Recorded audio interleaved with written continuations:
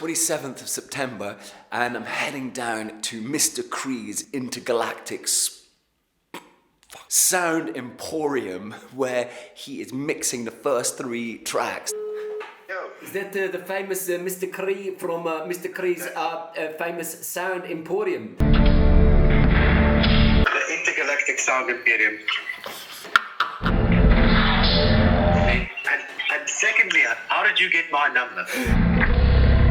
It should be stated that Mr. Cree is a very mysterious shadow figure. I've been going around various contacts in the underground. I've been searching for you for some time, Boyd. And not many people know him personally because he's very, very private. Really crazy thing just being in this kind of like release cycle and nothing's actually sort of finished yet. He comes from the land of these sort of various idols. This kind of famous Club of 27, Jim Morrison and sort of Jimi Hendrix. I might have a secret Elvis package that we might need to exchange. He is actually one of them. That's great, man. Bring it back. No one knows his age.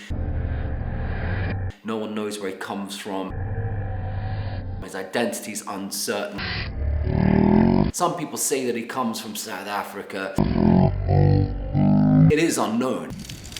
Very lucky to have met this mysterious shadow character.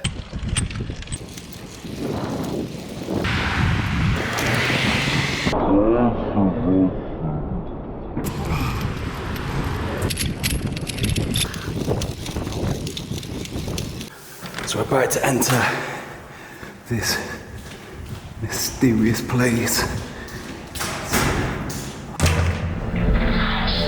Welcome.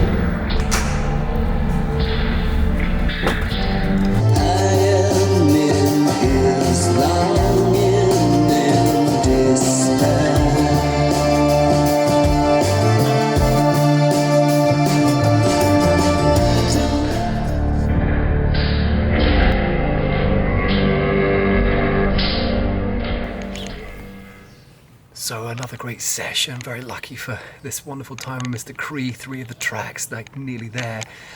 Already this Tuesday we have the first presidential debate. Feels like this project is sort of hotting up right at the same time as the election's happening. Sort of feel very sort of dubious and anxious about this debate because I kind of feel that all the sort of bubbling polarity and division between the Republicans and the Democrats is, sort of going to sort of find manifestation and voice, and I think it's going to mark a new moment in the election cycle.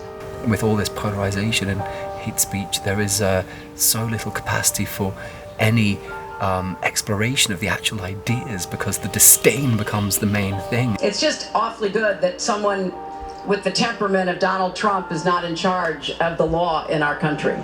Because you'd be in jail. Secretary Clinton.